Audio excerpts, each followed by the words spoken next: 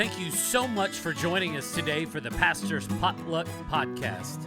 Here on the Pastor's Potluck, it's similar to a normal potluck where you might get something that you want and there may be something that you just want to pass up altogether. And that's okay. There's something here for everybody. Our goal here is to encourage you and maybe in the process entertain you. If you're ready, let's dig in. Guess who's back? Back again. That's the song. Welcome back, dude. Wow. Thank you. We it's weird having you back on the potluck whenever you've been gone for 6 weeks, because we do we started this new format where we do like chunks, like, you know, for individuals on. So we do like a couple of weeks with Cheryl, a couple of weeks with Anna, a couple of weeks with you, and it helps like space everybody out to where they're not like so overburdened with having to do this like every other week or something like that. So you get like a little bit of breathing room. But welcome back from the sabbat. Yeah, it's we're still trying to get back in the rhythm of it. It's funny, somebody, one of my kind of guys that is well along in ministry, and I kind of go to him whenever I got ministry questions. He's helped me a lot through the sabbatical process, and he was asking me last week, he said, so what is your re-entry plan? And I said, just show up and get back to I must have missed that part of the planning process. I just plan on preaching on Sunday and going to work Monday. Like, yeah. I didn't really like. I don't know. Maybe I'm doing that because, like, today I met with you. I met with Anna. I'm setting up meetings with the elders. I'm setting up meetings with the two guest speakers while I was gone. So, like, I've just been like trying to get all those people lined up so I could get feedback on how things have been for that time, and then trying to get like. It was so funny. I felt fine on my way to work. Like, we woke up, got ready for work. Like, all right, just going back to the office and dropped the kids off. We got up to almost to the church, and Megan has her iPad, so she's over there working already. And she asked me a question. She said, when is the business meeting, the annual business meeting? And there was like, I had felt totally fine. And when she said the words annual business meeting, there was a rush of dread that rushed over my body. Yeah. Like, holy crap, do you have any idea how much stuff you have to do when you get into that office? Like, it's nice to be gone, but then when you go, before I left, we assigned our next online devotional that we've been doing, which we're in the middle of John right now. Yeah. Probably like another 25 days in it. Yeah, I think we just passed like 38 or 39. And then we're doing Galatians, Ephesians, Philippians, Colossians for the first of the year. And we're going to start filming those in the next couple of weeks. And I of course, I have the most of those. So I have 16 devotionals to write by the middle of October. We have a For the Future Sunday coming up in 2 weeks, which there's a special dinner attached to for the donors and such that I have to speak at. And so I just started writing all this stuff. Then there was the annual business meeting. I was like, oh, my goodness, I got to get the annual budget. Not to mention your state position. Yeah, and with my state position, I started going through my emails for that. I'm part of a roundtable for church health pastors throughout the country, which I haven't got to go to a meeting yet because a lot of it started forming while I was on sabbatical. But we're meeting with a bunch of the regional pastors on Wednesday to do small group discussions. That they have me on the list for leading a small group, and I'm just now getting into it. So I've been trying to like catch up on the Zoom calls that I missed and on the documents for it. I'm getting ready to do. Actually, while I was gone, got assigned my first NCD church for my position with the state, which is National Church Development, which I got trained in like 3 years ago, which it's a way to go in and assess how healthy a church is and then help coach them to make some moves to find ways to reach their community and to get healthier as a church. And that's like an 18-month commitment normally with a church. Yeah. So I'm actually doing my first one of those the first weekend of November, but I haven't done anything with NCD since I got trained in it 3 years ago. Yeah. So like I've got to get fully re-upped on all of that before the first weekend of November. And then, we got the budget that has to be finalized before our meeting the first week of November. And then I got to preach every week too. Yeah. So I felt this, like all of that rush. When she said, when's the business meeting? All of that hit me and I was like, oh my gosh. Maybe I should have had like a re-entry plan. Yeah, I was like, I had no plan whatsoever because my guess is some of the re-entry plan is maybe continue the guest speakers for another week or two to let you administratively get caught up before you have to start producing content. And that would be, and if that's not part of it, that probably should be part of it. Yeah. I told people a lot on Sunday. I was like, it was the first time I'd taken any significant time off. Mm-hmm. I learned a lot about how you shouldn't spend your time. That way, next time I do it, I'll do it better. Yeah. Because that's what we're going to talk about today is my time away. But like, I think on some level I just did too much to where I didn't get to maybe focus on some of the stuff that I wanted to do, or maybe just kind of was more busy than I had anticipated some of the activities to be. But yeah, I felt that this morning. I was like, oh man, I don't have a plan. And so I've been spending all day in meetings trying to get information. And then, when we're filming this on a Monday, which we don't never do this on a Monday. But the whole rest of my week is just taken up. And I will finally get to my own work, not sitting in meetings or planning things that have to be done when we're done with this. Yeah. Well, I wanted to ask you a question, and just to kind of give whoever's listening or watching this just some insight on exactly what a sabbatical is. Yeah. Because if you've there's a lot of churches that have leadership in place, but they're bivocational. And so they maybe don't have the capacity to be able to take a sabbatical, or, what does the Bible say about it?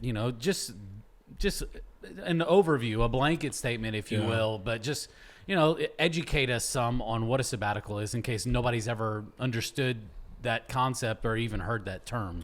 Yeah, I think on the biblical side of it, I think I actually haven't dove into this a whole lot.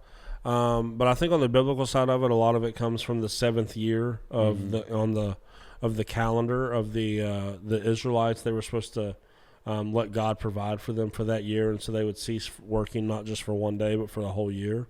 Hey, and you'll find that like because I think sabbatical started a lot in faith-based organizations, but you can find plenty of secular organizations now. Like Megan's uncle worked for Intel, and if you're high enough up in Intel like he was, he did get a year. That's off. Crazy. He got a year paid off whenever he was there. So it's just a good practice for the way to take care of your employees, whether you're a faith-based employee or not, or faith-based organization or not. It is. We are really big on it here. Cheryl took her sabbatical a couple years ago. Anna's taking one early next year. You'll be coming up in 27, which is when I'm supposed to actually take my full. I understand the 3 month. This is what I've been learning about the whole process. Was the 6 weeks away on Sundays was a lot for our family. Yeah, and that's because we actually like the church that we serve at. Oh yeah, for sure. And I know most of the people that listen to this are probably Southridge people, so they'll be like, "This doesn't make any sense." But like, I have friends in ministry that 6 weeks away from their church would be, that would be the highlight, to not have to show up on a Sunday. It's like a sabbatical squared. Yeah, it would be. For us, the Sundays were hard. Yeah. Because we don't want to be anywhere else. Yeah. We like our church. This is nice. If as a kid, if my mom and dad had been like, "Hey, for 6 weeks we're not going to go to our church," I'd have been like, "Yes, that's amazing. We're going to go somewhere else, somewhere whatever. But like Yeah. our kids had a hard time not being here. Yeah. Megan, a lot of my pastor friends, their spouses, if you told them they didn't have to go to their church for 6 weeks, I mean, it would be the highlight of their year. Yeah. It was very hard for Megan not to want to be here. The Sundays of it was hard at 6 weeks. The day-to-day, I think that's why we schedule ours for about 2 to 3 months here, is because it's trying to get out of the day-to-day grind, which is is what really is needed more than the Sundays are rejuvenating for us here. Yeah. It's the daily grind. That's probably the part I wish I'd had more time to do. But I do think that that's where it comes from, is that seventh year, that kind of year of Jubilee that they talk about in the Old Testament. But you see secular companies getting on board with this. And it's a way, here's how we kind of explain it. Here is, if over the last 6 weeks, we probably could have made some headway on some different things had I been present, sure. And we could have took a 6-week short-term win. But now, after 6 weeks of vacation, I'm in such a better place that the long-term win will be that, I'm ready to really hit the ground running and probably do more in a short period of time than what I would have been able to do if I just kept on the daily grind like I was. Like, so you sacrifice a short-term goal or, outcome for what ultimately is going to be, when you treat your employees like this, they're going to be good for you for a really, really, really long time. Yeah. And so now it's like, this is like safeguarding my future in ministry by taking what could have been 6 weeks worth of wins, by putting those on pause. Now maybe we'll get 6 years. Yeah. Maybe we'll get 12 years, 24 years, whatever it might be, because of the way that when there's rest, there's rejuvenation. And Southridge is already, like, compared to most churches, a really good church to work at. Like, I don't know, I just talk to people and I go, I just don't understand your ministry life whatsoever. Like, people that it's like they are just burning their whole life on the altar of ministry, and I go, it's not supposed to be like that. Yeah. Like, with the rare exception, unless there's some sort of emergency that happens. Yeah. When I leave here at 4, today probably most likely 5, I'm not going to think about this place until I show back up tomorrow morning. Yeah. That's not normal in ministry. No. I'm not going to get 1,000 messages. I'm not going to have, my staff is not going to be calling me 1,000 times. My elders are not going to be, like, it's just not that. And when I leave on Thursday and we have Friday and Saturday off, it's just, yes, there's stuff comes up. Sometimes we work on a Friday, sometimes we work on a Saturday, but it's just, the way that we have scheduled it, though, is normally there's a flex time in there to where our goal is to keep our pastors and our staff here as healthy as possible to do ministry for a long time. Like, I could burn you out and work you to death in the short run. Yep. But I'd rather do it, instead of for 10 months, I'd rather do it for 10 years. So I think the returns over 10 years are going to be greater than 10 months of going at an unhealthy pace. And so that's kind of what it's all about. Yeah, I've seen both sides of those environments. I've seen the really laissez-faire, come and go as you please. Like, every week is almost kind of like a reset of just doing whatever you could to get to Sunday. Yeah. And then I've seen the other side of it, to where it is, you've got to be thinking of this 24/7, and you've got to be doing this in the hours, and whenever you get home, you need to be doing some research and writing out stuff. And Southridge Church is a high accountability culture here, because we do want to see ministry succeed, but not at the expense of your physical well-being, your emotional well-being, not at the expense of your family suffering, because it's better for a leader to be healthy in those aspects of their life, because the leadership, if they are healthy, then other areas that they are overseeing and the church as a whole becomes healthier. Yeah. Because if you have somebody who's trying to lead you and they're burnt out and they're getting frustrated and you know, who knows, regurgitating old content and not being inspired by the Holy Spirit, like, you're not going anywhere. You're just spinning your tires. Yeah. Digging yourself deeper. So, healthy employees will produce more at a higher level than an unhealthy employee trying to work his or her 70 hours a week. It's just you can get more when you're healthy. Like, you can get more done in a small, short amount of time than if you try to work 70 or 80 hours a week. Yeah. Like, and no pastor or employee, honestly, if you're a secular business owner, manager, whatever, just know this. Like, if your employee of whatever organization is unhealthy in their family life, they are not producing at a quality level for you whatsoever. Yeah. You can't, especially at this church, you can't come in here with your family being a mess. And there's no way that you're going to be able to, like, let's say that if you're in family ministries and your family's a mess, how in the world are you going to go help other families be healthy if you've got to first have you have to have been where it is that you're trying to lead other people too. Yeah. So, like, if your marriage is a mess here on staff, like, you're not going to be any good in ministry. Yeah. Like, it's just that so healthy people will do just better ministry. Yeah. And it's worth taking short term what seems like losses, but it's like, I mean, I looked, I've been looking today and really some last week. I was kind of like hybrid working last week. It's like, I don't think that the church lost anything. Yeah. I don't think, like, the pulpit was filled every weekend. Church went on. I see different projects around the church have made some progress. Like, I don't know what we lost. Yeah. Right? Like, I'm sure, given the opportunity to be able to see it both ways, sure, maybe there would be things that would be further down the road now, maybe certain sermons, or I don't know. Who knows? But I know in the short run, we lost nothing. In the long run, the church and the kingdom and me and my family, and I think our staff will ultimately win.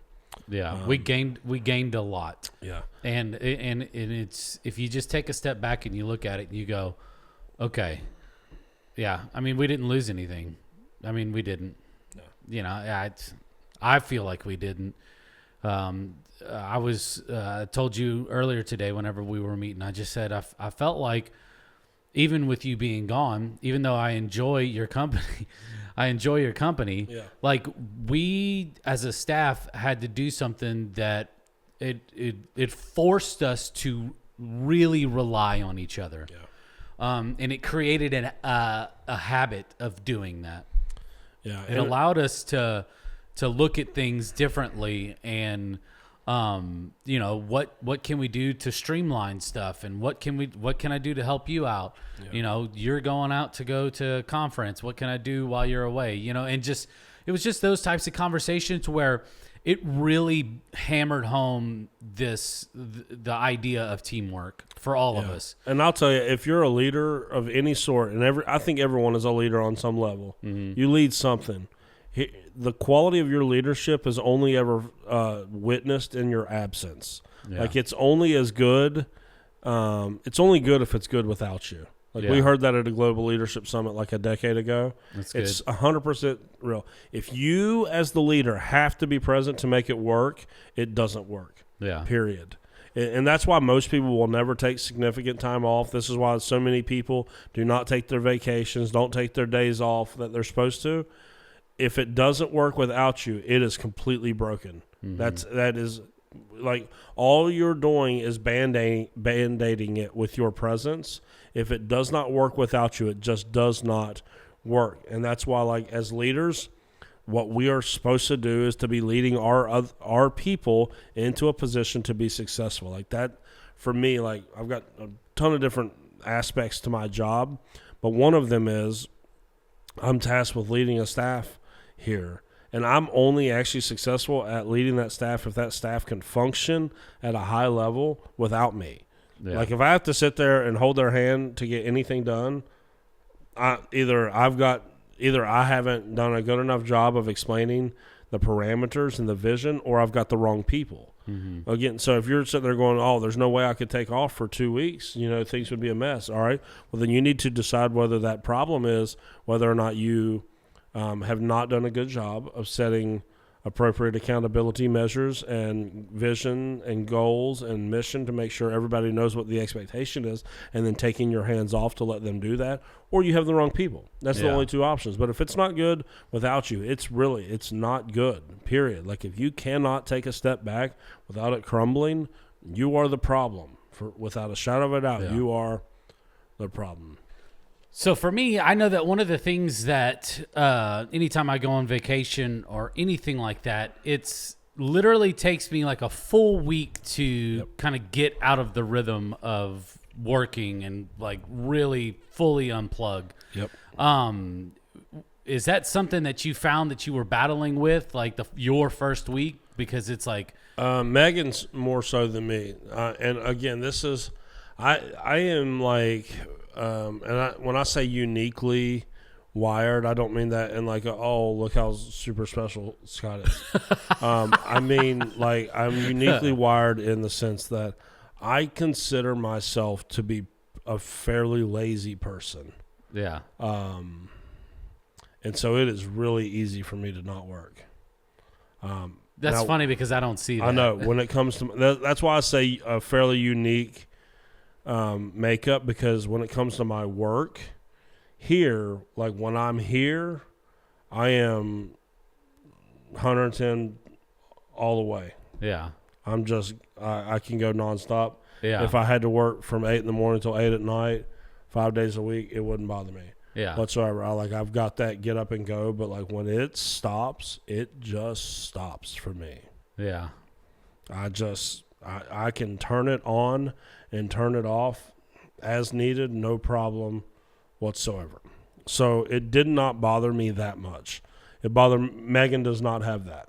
Yeah. Most people probably don't have that. Like if you're used to being as busy as we are, you just want that to.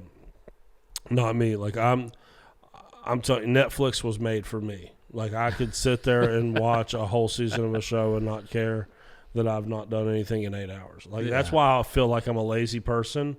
I don't know whether if I'm lazy or I'm just really, really good at relaxing and just like shutting off. Because I do that like throughout the week. If I'm working just a normal week, when I leave here, I'm done. Like I'm just, unless something comes up, I'm not thinking about work very often. I don't work at home. I leave all my stuff here in the office when I leave at the end of the day. Like I just got a boundary there. So the first day that we were done on a Thursday, and that very first Friday we wake up, take the kids to school. We're like, man, what are we going to do? But we knew that we wanted to clean our garage really well during that time. So that was like the big project for the whole time off. And we knocked it out that very first day. Like, oh, goodness. We completely knocked our garage out. Like we had to go to Lowe's, get a shop vac because we didn't have one. That way we could like sweep things up. And so we just knocked that out. And then the next day we went to Glenville, West Virginia for a baseball tournament. And to try to make it a little bit of a special start of everything, we rented a tiny house out in the middle of nowhere for the night because it was a 2-day tournament. I didn't care much for the fact that it was out in the middle of nowhere. And I didn't sleep in the bed because the bed was up in a loft, and the roof is literally like if you sat up too fast, you would nail your head. Yeah. I didn't like that. So I let Megan and Olivia sleep up there. Me and Landon slept on the couch. So that was fun. But then when we got back from that tournament late Sunday, then we were going to be settling in for our first like full week. And I think we took the first day and we didn't do anything. Megan was struggling with it. Like I don't think Megan ever got off a chat the whole time. That like our staff chat that we use, Google Chat, I signed out of it on Thursday. Yeah, I told y'all when I was gone, I didn't pick it back up until last Sunday. I think Megan was on it the whole time. She just didn't. She just couldn't disconnect like that. So we didn't do anything that Monday. But then like that week, finally it was like, okay, we got to be somewhat productive. So we Yeah. went and got all of our legal documents done. That like adults are supposed to have done that we've never had done. So we like did our will, Dude, we did our will while you were gone too. last will and testament, made sure our kids were taken care Power of. of Something never attorney. happened. Yep, we did all. Yeah. We did all of them. So we did that, so that we were pretty productive. That was the only thing we really accomplished that week because yes, our first trip that we had planned was just me and Megan, and we were leaving on Sunday of that week, and we went to Disney. Disney, yeah. We went to Disney, which was really nice. We flew down on Sunday morning, so we got like a full day at the hotel that we were staying at, which was at Disney Springs. So it was quote unquote on Disney property, but not one of the Disney hotels. Yeah. But it was close enough that you could walk to Disney Springs, and so we did Disney for the first week. That's one of those things where I'd say I think. It was not restful whatsoever. It was somewhat rejuvenating to just be out of town. You're riding rides, acting like a kid. That was nice, but it kind of drove me into the ground. Yeah, it's a physically taxing deal just to go walk around. I mean, you probably walk 10, 12, 15 miles a day. Oh, I mean, Sunday night, Disney. we even started Sunday, like we spent the day at the pool. And then for dinner, we've been watching these. Megan and I, whenever we travel, we will YouTube the daylights out of any location where we're going. Yeah. And we started watching these videos where this couple has a Disney Channel, and they play this game where they'll do rock, paper, scissors, and the winner gets to choose where they're going to do a progressive dinner at. So you know what a progressive dinner is? Like you go and like appetizers in one place, then you got to go to a new place for dinner, a new place for dessert. Gotcha. Something like that. So we were going to do something like that around the different Disney resorts. Just to say you went to all the different restaurants instead of just being like a normal So just person. going and sitting down and saving yourself from having to walk all over and doing all this, you're sweating your face off in Florida. We decided to do it the difficult way, and this is like our first day down there, so that's what we did. Yeah, it sounds. And by the time brutal. we're done with this progressive dinner, our feet are killing us, and we're like, oh my gosh, we've got. Our first part, we were going to do 4 parts in 4 days. Yeah. And the way that the schedule worked out, that Monday we were going to Magic Kingdom, but we were only going to Magic Kingdom for Mickey's Not So Scary Halloween Party, which doesn't start till 4 in the afternoon. So like we're like poolside for most of the day, and then we're going to the Magic Kingdom from 4 to midnight. Yeah. And we did not think about, all right, we're going to be at the Magic Kingdom until midnight to see the final show of the night. Plus, you're walking around all that. And then we don't get home till 1 a.m. Yeah. And then the one park, our hotel did get theme park early entry because it's affiliation with Disney. So we got in 30 minutes early. The one park where we wanted to make sure that we used that was Hollywood Studios. Yeah. Because the last time we went to Hollywood Studios, first off, we got our kids with us, and they hate everything. So I didn't get to ride anything like at Hollywood Studios except for like Star Tours like twice. Yeah. So we wanted to make sure that we got to hit all the stuff that I missed last time. Plus a hurricane interrupted our last trip there. So it opened at 8. So our early entry was at 7:30, which means to get there by 7:30, we had to leave the hotel about 6:30. Yeah. And we were getting home at 1 a.m. And this is how we were starting the trip. Yeah. So we're like walking ourselves to death. We have no sleep. We're going to Hollywood Studios.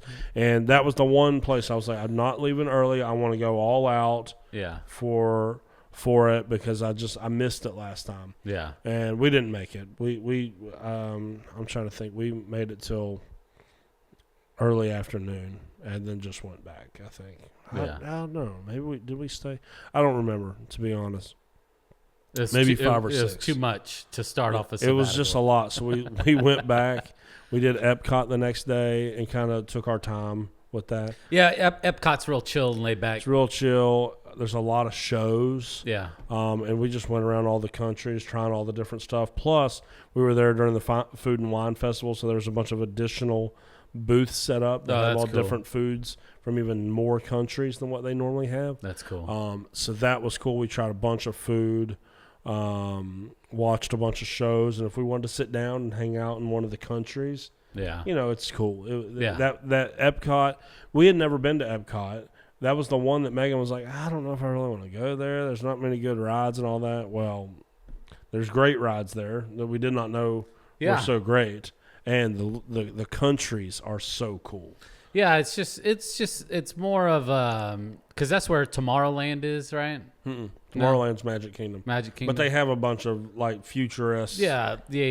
Like they even have it's all Epcot is all about education. Yeah. Right. So they even have a Coca-Cola place in there that you can try different sodas from around the world for free. It's that's part of cool. your park admission. There's it's a fountain soda. You can do like these little cups. There's like 8 of them you got to try for free. Which if you went to the World of Coke at Disney Springs, that would cost you like $30. Oh yeah. To get the little sample pack of all of it. So that was cool. And Epcot just got Guardians of the Galaxy's new roller coaster. Oh yeah. Which is why we stayed at Epcot so late, because it was a virtual queue. And ours wasn't until like 6:45. Oh yeah. But we sat around a lot of it just waiting on the virtual queue so we could ride that ride, because it was it was well worth it. So y'all get done hanging out at Disney and all of that, and then y'all hop on a boat? Is that the following week, or you have a week off? No. After Disney, we flew home to Disney on Friday. 'Cause we did Epcot, we did Animal Kingdom, then we flew home on Friday, and I'm trying to think. I think we had a baseball tournament or something. We had just a normal weekend. Yeah. But I left on Monday to go to Michigan. There's a group that I got connected with a couple of years ago called the Pastors Collective, and they offer pastors retreats. And their retreat center was shut down for renovations, and so they were borrowing a retreat center up in Newaygo, Michigan. And I went and spent 5 days with pastors from around the country up there, and it was outdoors stuff. So not necessarily my cup of tea. Yeah. But like there's some stuff like we rode ATVs. I can get down with riding ATVs through the woods. That was fun. Yeah, you shot some shotguns, you were telling me. I did skeet shooting. I was terrible at it. I don't like shooting guns. It's not for me. But I had fun with it. Just sitting around with guys around the fire, talking about ministry and the ups and the downs and all of that. That was a really nice break from what I had done the week before, walking 10,000 miles. It felt like around Orlando, Florida. It was really nice. And then on the way home from Michigan, I drove to Indianapolis and stayed all night with my cousin. That's cool. Because her and her husband started going to church a couple of years ago. They both recently got saved and baptized, and then started witnessing to her brother, my other cousin, who started talking to me about faith. He was an atheist and all this. And through the process of talking to me and some resources I gave him, and then his church and his pastor were really influential in it, he got saved like 2 weeks before I was going to be coming through there. That's crazy. And so I told him, I said, I'm going to come through and have dinner, and we'll all sit around and just talk. And so my 2 cousins and the one's husband, that they all really recently got saved, just like peppered me with questions for like 2 hours about the Bible and faith and all this. And it was really, really fun. So I stayed there, and then we did have a baseball tournament that weekend. So I had to get up at like, 6 a.m. and drive from Indianapolis to Louisa, Kentucky for a baseball tournament. I did forget on that day that I went to Indianapolis, I noticed I was driving by, the name of the town's gonna Notre Dame. I was driving by where Notre Dame's at. Oh yeah. And I was like, holy cow, I'll probably never be in this part of Indiana again in my life. I'm not a Notre Dame fan whatsoever, but I'm like, that's one of the most historic college. Yeah, you can appreciate. So I stopped history. off, and they have a restaurant called Legends of Notre Dame, literally right beside the football stadium. Yeah. The football stadium's not like WVU, where like WVU stadium is here, and then it's got these big fences around it where you can't even get close to it. Yeah. This football stadium is on the campus. Yeah. I could walk right up to the gate. The only thing that was closed is the gate. Yeah. And then this restaurant is sitting right there next to it. So I ate at Legends of Notre Dame and then just walked the campus for a while. Got a picture of Touchdown Jesus. Oh yeah. So that was really cool. Yeah. because I had to kill a little time before I got to my cousin's house. So And you ate at that restaurant, right? I ate at that restaurant. What'd you get? Like a peanut butter and jelly burger, but the jelly was like the Rudy Rudiger burger. No, I don't know what it was. Just called the peanut butter and jelly, but it was like spicy jelly with jalapenos. Yeah. And crunchy peanut. Dude, it was crazy good. They should have named it after legends from Notre Dame. They had all this Notre Dame paraphernalia and stuff in there, and like everything. It was It used to be the old student union, or like some student club or something for seniors that they transitioned into a restaurant. So I got to do that. Then I was home. When I got home from Michigan, I was home for 4 days. And this is why I said if I did it again, I would do better. Because I knew we already had our family vacation set up for the end of September before I even knew I was going on sabbatical. Yeah. And we were flying from Dayton to Miami on that Friday. So I was home from Monday until Thursday. We were sitting around. We knew we had to drive to Dayton. We got better flights out of Dayton. And Megan was like, why don't we just go to Dayton tonight? And so I pulled up the app. I had some points with a hotel that was like 15 minutes from Dayton International. So we're like, that's fine. So we like rushed through the whole morning. Yeah. Got everything washed and packed and just surprised the kids. When we picked them up from school, we just hit the road and drove straight to Dayton. And went to a hotel there.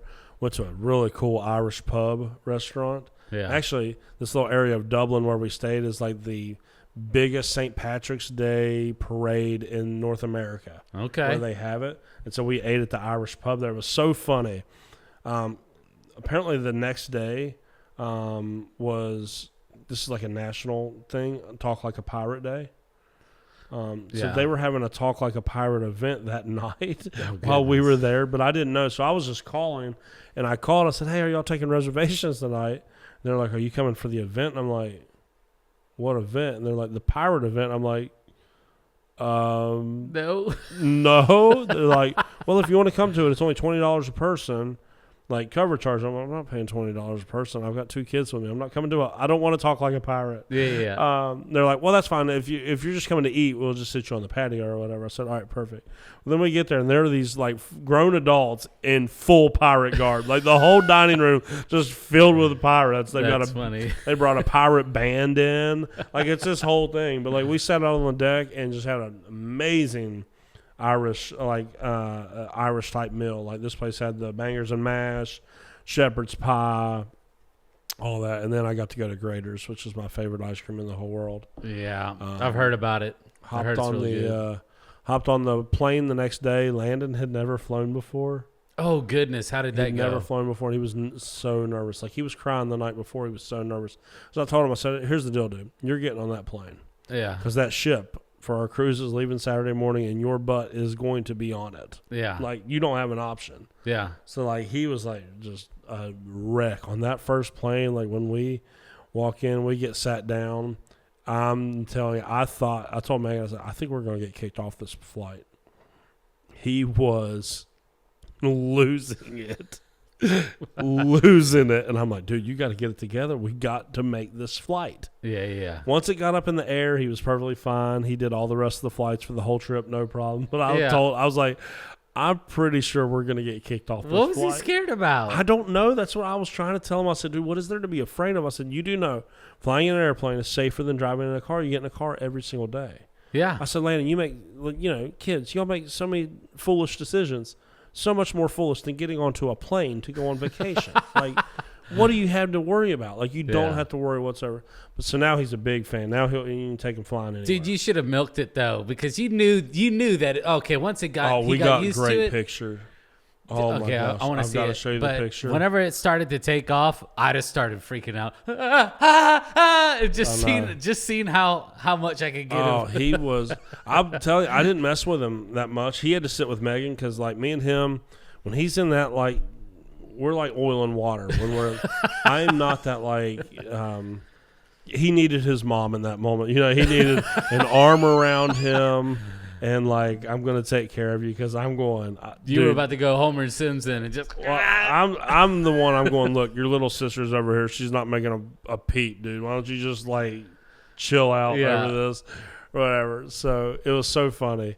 But yeah, then we did our cruise. We got down to Miami on Friday. Our cruise left on Saturday. So we stayed in Miami Friday night, hung by the pool, 7-day cruise, came home, and then that last week was that hybrid work week. Yeah. So like I was gone. I was out of my bed away more than I was actually home. Now, what would you do differently? Do you think that you would have like a longer stretch of time at home? Yeah. Just to, like say 2 weeks and then like back end like all of the stuff that you wanted to get done? I think that what I would do, I would do that month, maybe the same, but in a true full sabbatical, which I didn't take the full, like the elders were offering me the full 3 months if I wanted it. I wasn't quite ready for that. I would do all of my main activity like that the first month, help disconnect totally, and then have time at home. Once you've been on vacation, you've done your trips, now you can just be at home and be present with your family and get into what was bothering me so much. And maybe there's people that are just better than me at this because this isn't a strength of mine, is I was just so out of rhythm with everything. Like being somewhere else all the time, just my diet's all screwed up. Like there's no like rhythm to my life at all. And that's what bothered me so much. And I'm not good at just going, like I like work because I wake up, I take my kids to school, I come here, I read my Bible, I do my prayer journal, I work, I go home, I'm a dad, I do it again. I do that over and over and over and over and over. I like the routine. With this, it's like I'm all over the place at all times.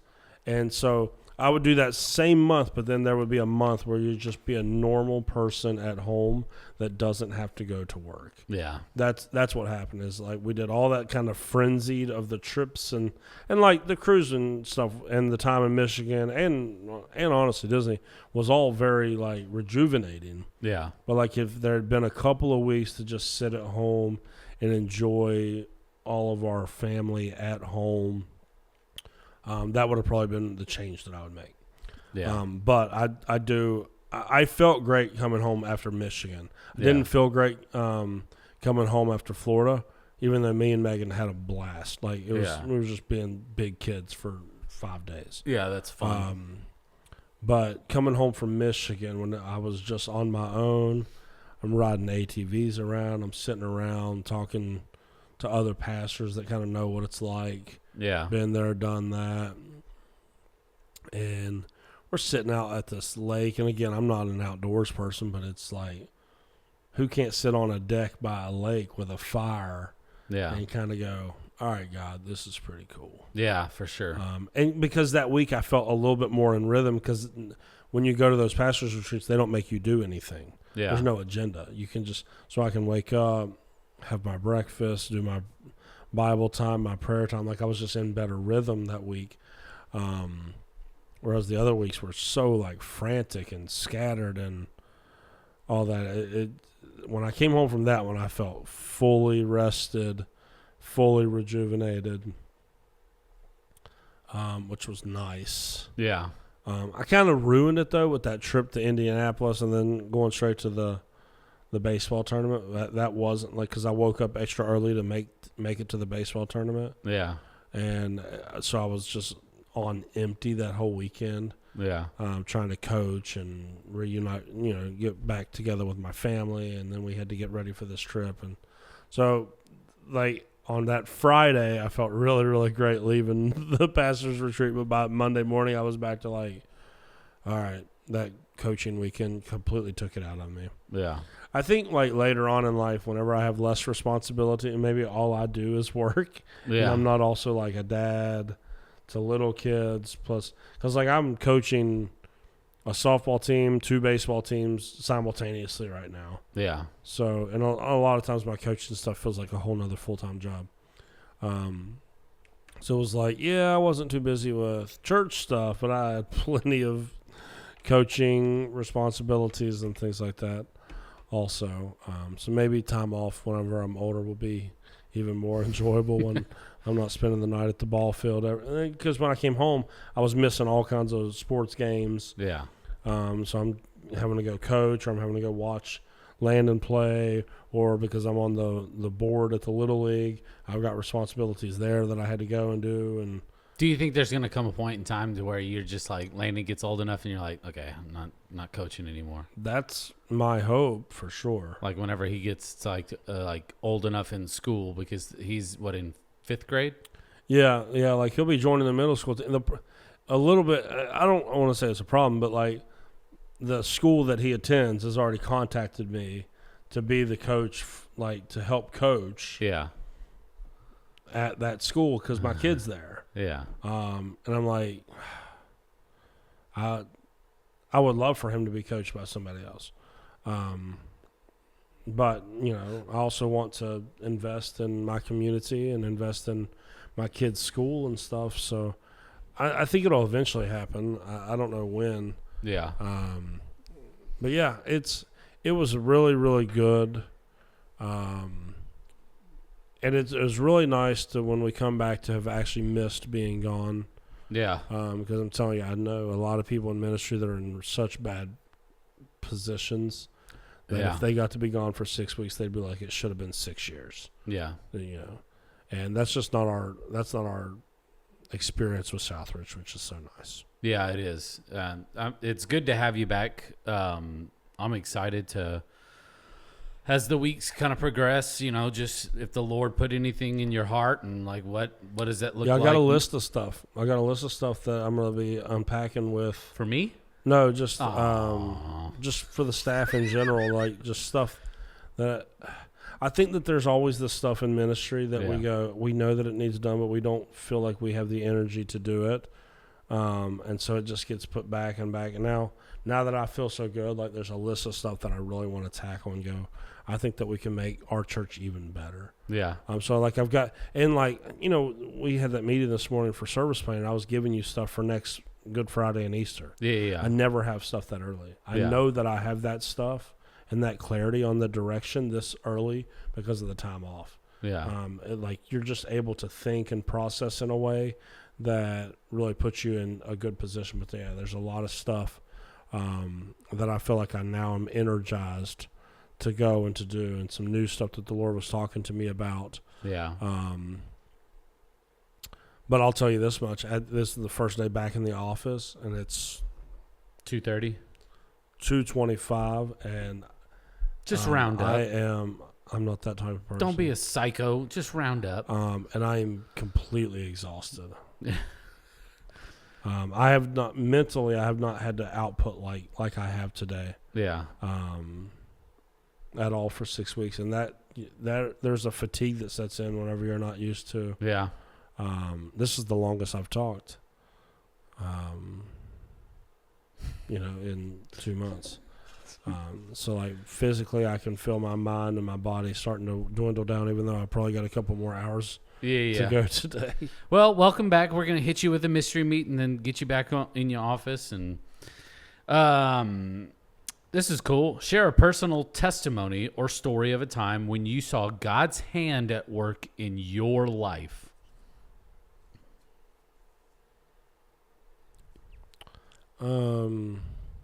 So I'll just go recent and stick it into the same vein that we've already been talking about over the last 6 weeks.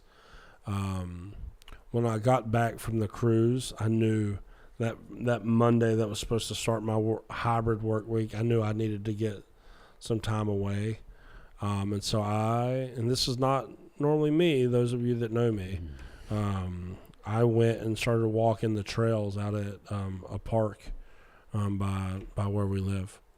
And probably not shocking to most people, I did get lost. And texted Megan at one point and was like, hey, don't be alarmed. I'm sure it'll be fine. There's plenty of daylight left, but I am definitely lost in this park and do not know how to get back to my car at all. I ended up finding it, shortly after that, thankfully. But I just went and walked for about an hour and a half or something, spent the time with the Lord just praying the whole time. And I had been just asking him kind of the same question, I feel like, for months. And I feel like in that moment where I just got away and everything finally got quiet and I was rested and my spirit and soul were just ready to receive, that I just heard him kind of finally give me that answer real clearly. And so that's I know that was God's hand kind of intervening and going, hey, you need to take a pause. You've had your time to go have fun. Can we spend some time? And so it ended up being a really powerful moment for me. Yeah. To kind of get recentered and re-ready to get back after it. Yeah. I at the time I didn't understand this part in my life, but looking back on it, is there's no way in any kind of normal circumstances that you and I should have ever connected. Yeah. Like, I don't even know how I got in contact with old homeboy. And so it was like, you know, who made that connection. Like, I don't even know how I got introduced to him. Yeah. And it was at a moment to where I was pretty much done with ministry. I just didn't want to do it anymore. I'd been through enough. I was perfectly fine of going change, you know, light bulbs at an office complex or switches, you know, for the lights and just whatever. Yeah. But in looking back on it, I'm glad that God still had something for me, even though it wasn't something that I necessarily wanted, but I still wanted to be obedient. But God, I don't know, just God getting us in connection. That's so stupid. It's so weird. Like, how did two people just randomly get in contact 1,800 miles apart? No clue. Like somebody from San Antonio talking to somebody from Charleston, West Virginia. Yeah. You just don't. You just don't. Yeah, you don't. It's something totally a God thing. Yeah, God's good like that. Well, if you have any more questions, blow up Scott's email. Yes, please. Y'all have a good weekend. We'll see y'all next time. Thank you so much for listening in with us today. We really appreciate it. If you haven't done so already, go ahead and hit that subscribe button. You can also follow us on social media, on Facebook, Instagram. You can also watch the video version of this on YouTube as well. All you have to do is search up the Pastor's Potluck Podcast. From all of us here, we want to say thank you, and we'll see you next week.